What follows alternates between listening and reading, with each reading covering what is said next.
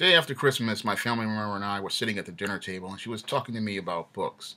And she was telling me about this new disturbing trend going on in the publishing market regarding African American fiction. And the new type of book she was telling me about was these books featuring black heroines pursuing relationships with white guys, Asian guys, Hispanic guys, and Arab guys. Basically, girls who swirl.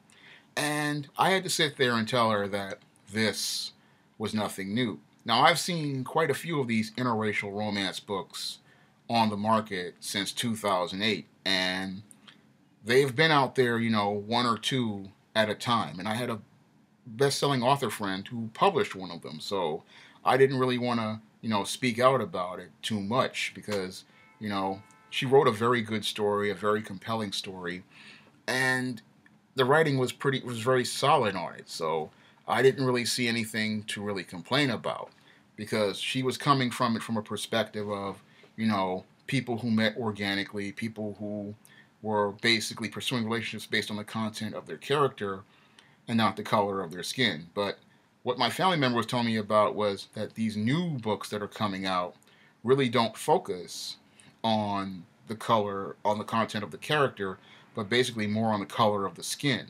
And basically, this follows the disturbing trend, regarding this whole swirling thing. You have, this Afro American woman who says that she's pursuing her dating options, but she's not really pursuing them for the right reasons. And what we're seeing, in the book market is art imitating life because when it comes down to literature, literature often makes a commentary about what's going on in the world. And when we look at the world of the Afro American Negro, the literature that's being produced and published by Afro American women is making a condemning statement about the dysfunctional state of the Afro American Negro. Because when you have your woman out here writing stories where she's talking about pursuing relationships with white and non black men, she is basically saying she has no respect for you, no regard for you, and she is moving past you. And that is the slap in the face that is being directed at the Afro American Negro right at the bookmark, at the bookstore. And the Negro, because he's completely clueless and has no critical thinking skills and can't see what's going on past him, he can't see that his woman, is overtly disrespecting him right to his face.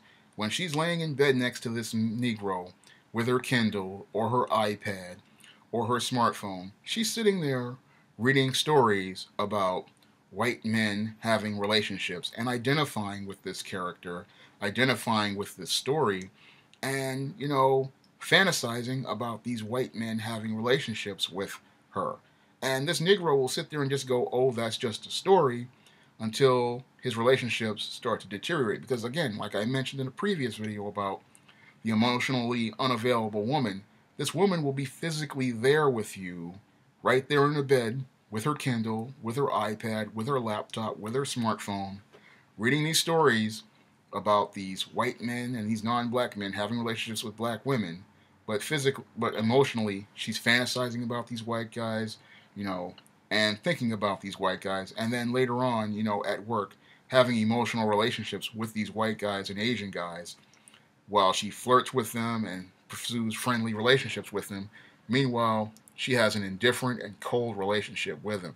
And how does that relate to books? Again, the art and literature of a culture often make a comment about that culture. When we look at the Afro American Negro culture, you know, this whole trend of books featuring interracial relationships, you know, it says something really sad about the Afro American culture. It says that there's a big divide because over the last couple of years, I mean, in 2008, there were maybe one or two of these, interracial romance books, but now we have an entire flood of these books on the market. And the whole thing is that you have a lot of these people who say that they are pro-black. A lot of these sisters who say that they're pro-black with natural hair, wearing dashikis, talking about how much they love black people, but in secret on their Kindles and their iPads and their smartphones, they're reading about these girls who swirl, and some of them are pursuing relationships with white men, and that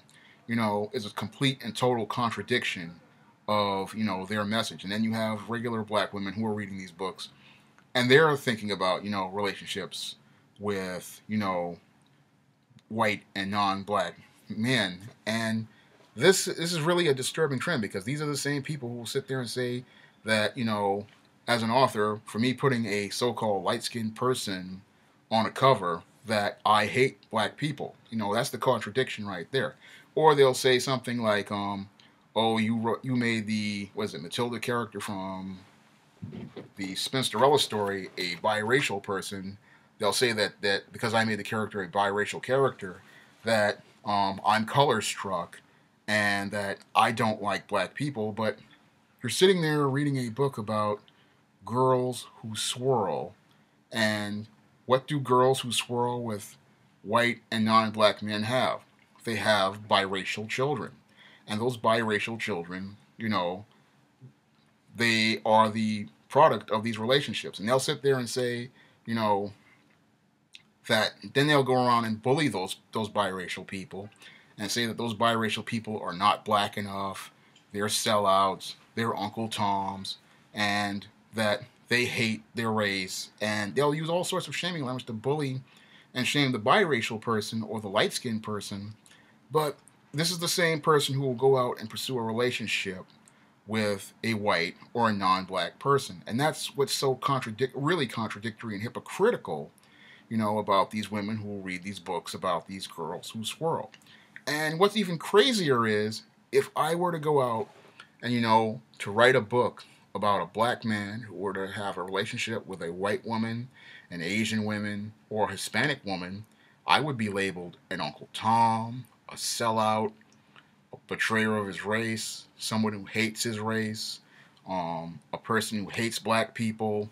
I would get the gambit of all sorts of insults from your African American woman. However, this same African American woman can go out here and write a book about a black woman having a relationship with a white man, an Arab man, an Asian man, a Hispanic man. But if I go out and write a book about a black man pursuing a relationship with a white woman, an Asian woman, a Hispanic woman, or whatever woman, I'm a sellout and Uncle Tom. Even if I write a book about a black man pursuing a relationship with a biracial woman, they'll call me a sellout and Uncle Tom. But that's the double standard that is among readers in the African American book market. And this whole trend of swirling, it's going right into the literature, it's going right into the art, and it's permeating all parts of the culture. And sadly, many of your Afro-American Negro men, they don't have a clue to what's going on. They have no clue, at all. Many of them, are sitting there with 50 shades of glaze, not understanding that, your woman has no respect for you, has no regard for you, and is pretty much getting ready to move past you. Because if they're reading this type of literature, art is eventually going to be imitated in life by your woman, and she's eventually going to start thinking about, deciding to go out and swirl for herself. Because when I'm on Amazon, I'm seeing more and more of these books. And these books are not being produced by white people. They're being produced by black women, for black women. And the black women are basically sending a statement to the Afro-American Negro that he can't see or hear because, again, many of your Negroes, they don't read, and they don't read between the lines, and they don't have the critical thinking skills to read between the lines and see what's going on regarding his woman and their relationships with their women. That's all I have to say for this video. You can comment, rate, and subscribe.